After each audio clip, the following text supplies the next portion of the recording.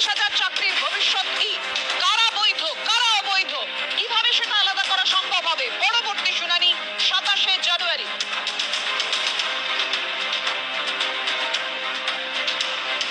আপনাদের জানিয়ে রাখি, আজকে শুনানিতে যে যে বিষয়গুলো মূলত উঠে আসে, হাইকোর্টের রায়ের বিরুদ্ধে নবম দশম গ্রুপ ডি চাকরি প্রাপকরা তারা সওয়াল করেন, গ্রুপ সি চাকরি প্রাপকরাও সওয়াল করেন, এবং একই জায়গা থেকে যে বৈধ আর অবৈধ আলাদা করতে তদন্ত প্রয়োজন।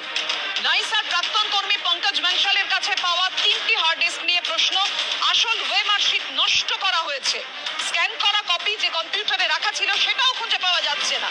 সিএফএসএল এ পাঠানো হয়েছিল 3টি হার্ড ডিস্ক, আর রিপোর্ট আসার আগেই হাইকোর্ট রায় দিয়ে দেয় নাইসার প্রাক্তন কর্মী পঙ্কজ বনশালের কাছে 3টি হার্ড ডিস্ক থাকার কোনো যৌক্তিকতা নেই। আমরা জানি না ওই হার্ড ডিস্ক বিকৃত করা হয়েছে কিনা।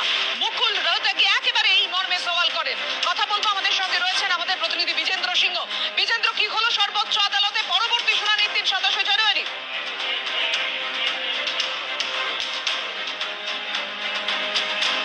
যদি আমরা যদি সামারিটা দেখি, আজকে যে 2 ঘন্টা হিয়ারিং হলো সুপ্রিম কোর্টে, তার সামারি এটাই হচ্ছে কি, এক তো যে প্রথম লাইন গত হিয়ারিং এ বলেছিলেন চিফ জাস্টিস, সেগ্রিগেট করা সম্ভব কি সম্ভব না টেন্টেড থেকে আনটেন্টেডকে।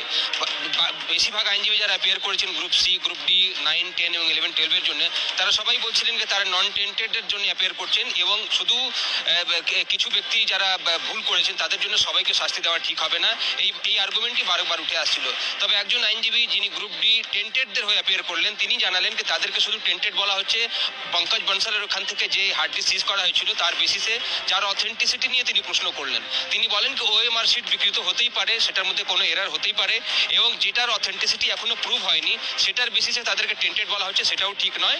এবং এরমও বক্তব্য এলো কি যদি 50% থেকে বেশি, ম্যাক্সিমাম 44% একটা কেসে সিবিআই ইনভেস্টিগেশনের মধ্যে বলেছে কি সেখানে তারা দুর্নীতি পেয়েছে, সেক্ষেত্রে যদি 50% থেকে বেশি আনটেন্টেড রয়েছে, সবাইকে কেন শাস্তি দেওয়া হবে?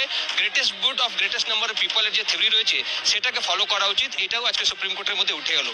এবং বারবার এই প্রসঙ্গটা উঠছিল কি হাইকোর্ট কেন এই প্রসঙ্গে যায়নি, টেন্টেড এবং আনটেন্টেডকে তারা কেন সেগ্রিগেট করলো না। তবে এই কোশ্চেনের জবাবে কিন্তু চিফ জাস্টিস বলছিলেন কি হয়তো সিবিআই যে তদন্তটা করছে তারা স্পেসিফিক প্রসিকিউশন যারা ইরেগুলেটরি করেছে তাদের বিরুদ্ধে ব্যবস্থা নিচ্ছে, সেই অ্যাঙ্গেলে তারা তদন্ত করছেন। এবং সুপ্রিম কোর্ট, হাইকোর্ট যে ব্রডার প্রিন্সিপালে গেছিল কি দুর্নীতি যেটা হয়েছে সেটা বিভিন্ন দিক থেকে হয়েছে। একদিকে ওএমআর শিট ম্যানিপুলেশন করা হয়েছে, র্যাঙ্ক জাম্পিং রয়েছে, অর্থাৎ যারা কম নম্বর পেয়েছিলেন তাদেরকে বেশি নম্বর দেওয়া হয়েছে, প্যানেল যেখানে কম নম্বরের লোকের ছিল সেখানে বেশি লোকের রিক্রুটমেন্ট করা হয়েছে, এই প্রসঙ্গটা উঠে এসছে। এবং নানা দিক থেকে যে দুর্নীতিগুলো ছিল, তাই হয়তো হাইকোর্ট একটা লার্জার পার্সপেক্টিভে গিয়ে এই অর্ডারটা দিয়েছিল। তবে আজকে চিফ জাস্টিসও বারবার জোর দিচ্ছিলেন কি সেগ্রিগেট করা সম্ভব কিনা, এটাই সব থেকে গুরুত্বপূর্ণ। এবং তারা মনে করছেন এখন পরবর্তী হিয়ারিংগুলো যখন হবে, যেটা আগামী 27 তারিখ 2টোর সময় হওয়ার কথা রয়েছে, সেখানে সিবিআই কি বক্তব্য রাখে, রাজ্য সরকার কি বক্তব্য রাখে, এবং কলকাতা হাইকোর্টের যারা মামলাকারী ছিলেন তাদের বক্তব্য কি রয়েছে, এই 3টে কিন্তু ইস্যু এখন আগামীকাল হিয়ারিং এর মধ্যে উঠে আসবে। কারণ আজকে মূলত যারা চাকরি হারিয়েছেন তাদের তরফ থেকে টেন্টেড হোক বা আনটেন্টেড হোক, গ্রুপ সি বা গ্রুপ ডি বা ক্লাস 9, 10, 11, 12 এদের তরফ থেকে আইনজীবীরা অ্যাপিয়ার করেছেন সুপ্রিম কোর্টে। দীর্ঘ আর্গুমেন্ট হয়েছে এবং বারবার এই প্রশ্নটা উঠছিল শুধু পঙ্কজ বনশালের এখান থেকে যে ডেটা সিজ করা হয়েছিল সেটা অথেন্টিক কি অথেন্টিক না। মুকুল রোহতগি এটাও বললেন কি যখন সিএফএসএল কলকাতায় পাঠানো হয়েছিল সেই সিজ ডেটাটাকে তারা সিএফএসএল রিপোর্ট দেবে এবং তারপর হাইকোর্ট অর্ডার দেবে। কলকাতা হাইকোর্টের ডিভিশন বেঞ্চ সেটার অপেক্ষা করেনি এবং তারা তার আগেই অর্ডার দিয়েছে, অর্থাৎ যে ডেটা সিজ করা হয়েছে পঙ্কজ বনশালের ওখান থেকে বা ডেটা স্ক্যান একটা কোম্পানির ওখান থেকে, দুটোর উপরই প্রশ্ন তুললেন মুকুল রোহতগি। তবে যে ডেটার উপর সব থেকে গুরুত্ব দেওয়া উচিত ছিল সেটা ছিল যেটা এসএসসির কাছে, যে কমিশনের কাছে যেটা তাদের কম্পিউটার হার্ড ডিস্কে যে ডেটা রয়েছে সেটা, সেই ডেটা এখন মিসিং রয়েছে। সেই ডেটা অরিজিনাল ডেটা ছিল, যেহেতু ওএমআর শিটগুলো নষ্ট করে দেওয়া হয়েছে, তো এখন যে ডেটা এসএসসি সার্ভারে রয়েছে সেটাকেই গুরুত্ব বেশি দেওয়া উচিত। তবে সেই ডেটা এখন অবধি ট্রেস করা যায়নি, এটাও এই প্রসঙ্গটা উঠে এসছে। এখন দেখতে হবে পাপিয়াকে নেক্সট হিয়ারিং এ প্রথমত সিবিআই কি জানাচ্ছে, এখন অবধি তারা তদন্তের মধ্যে কি পেয়েছেন। কেন কি বারবারই সিবিআই প্রসঙ্গটা উঠে আসছিল, থার্ড চার্জশিট যারা তারা জানুয়ারি মাসেই দিয়েছেন পশ্চিমবঙ্গে, সেটাতে তারা কিছু বক্তব্য রেখেছেন, সেই প্রসঙ্গ উঠে আসছিল। নীলাদ্রি দাস একজন ব্যক্তি, তার রোল বারবার উঠে আসছিল। নীলাদ্রি দাস নির্দেশ দেয় পঙ্কজ বনশালকে একটা কি হার্ড ডিস্ক তৈরি করে যেটা সিবিআই কে জমা দিতে হবে। সেক্ষেত্রে তিনি বলেন কি এটা পুরোপুরি একটা কনস্পিরেসি, কিভাবে সিবিআই কে ম্যানিপুলেট করা হবে সেই তদন্তটাকে, সেটা তারা করতে চেয়েছিলেন। এই প্রসঙ্গটা উঠে এলো। আজকে সুপ্রিম কোর্টে। তবে আজকে কোর্ট বলেছে কি একটা পক্ষের বক্তব্য তারা শুনে নিয়েছেন, এখন বাকি পক্ষের বক্তব্য শোনার জন্য সব থেকে গুরুত্বপূর্ণ আগামী 27 তারিখ দুটোর সময় হিয়ারিং হবে, যার মধ্যে রাজ্য সরকার কি বলে সেটা দেখতে হবে, সিবিআই তদন্তের মধ্যে কি পেয়েছে তারা সেটা জানাবেন, এবং কলকাতা হাইকোর্টে যারা মেন মামলাকারী ছিলেন তারা কি বলেন। শেষের দিকে আমরা দেখলাম পাপিয়া আরও একটা প্রসঙ্গ উঠে এলো, একজন আইনজীবী বলেন কি তার যে যিনি চাকরি পেয়েছিলেন তিনি ওএমআর সিট যখন আরটিআই করে বের করেছিলেন, সেই ওএমআর সিটে যে নম্বর তারা পেয়েছেন সেটা পঙ্কজ বনশালের যে ডেটা রয়েছে সেটাতে ম্যাচ করছে না। তখন চিফ জাস্টিস বলেন কি এটা তো আরো বড় মারাত্মক অভিযোগ, কি ডেটা মিসম্যাচ করছে, অর্থাৎ কোথাও না কোথাও ওএমআর সিট রিপ্লেস করে দেওয়া হয়েছে। এই প্রসঙ্গটা আজকে হিয়ারিং এর চলাকালীন উঠে এসছে।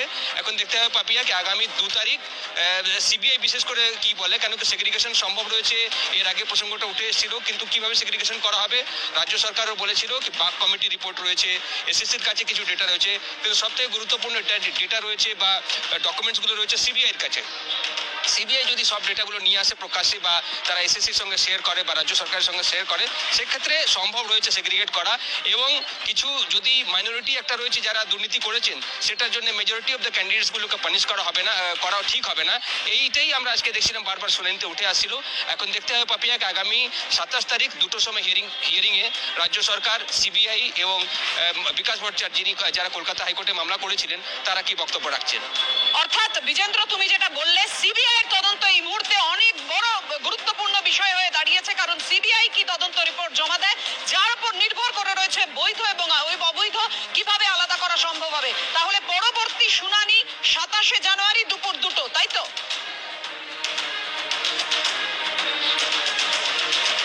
হ্যাঁ পাপিয়া, পরবর্তী শুনানি 27শে জানুয়ারি, কেন কি তার আগে একটা আর্লি হিয়ারিং এর জন্য বিকাশ ভট্টাচার্যকে আমরা দেখলাম তারা আপিল করছিলেন কি আগামীকালকে শুনানি করা সম্ভব বা তার 27 তারিখের আগে কি কোনো ডেট সম্ভব রয়েছে, কিন্তু এটা মনে রাখতে হবে আজকে চিফ জাস্টিস আবার বলেছেন কি যেই কম্বিনেশনে তারা বসেন, অর্থাৎ যেই বিচারপতির সঙ্গে তিনি আজকে বসেছিলেন এই কম্বিনেশনই নেক্সট হিয়ারিংটা করবে, এবং সেটার জন্য সব থেকে নিয়ারেস্ট ডেট হচ্ছে আগামী 27শে জানুয়ারি। 27শে জানুয়ারি দুটোর সময় হিয়ারিং হবে, মনে করা হচ্ছে সেদিনও 2টো থেকে 4টে অব্দি হিয়ারিং হবে, এবং সেখানে দীর্ঘ আর্গুমেন্টগুলো হওয়ার সম্ভাবনা কম রয়েছে, কেন কি 3টি মূল বক্তা থাকবেন সেদিন, সেটা হলো সিবিআই, রাজ্য সরকার এবং বিকাশ ভট্টাচার্য যারা কলকাতা হাইকোর্টের প্রথম মামলা করেছিলেন। ধন্যবাদ তোমায় বিজেন্দ্র। অর্থাৎ বুঝতেই পারছেন প্রায় 26,000 চাকরি প্রাপকদের তাদের ভবিষ্যৎ ঝুলে রইল।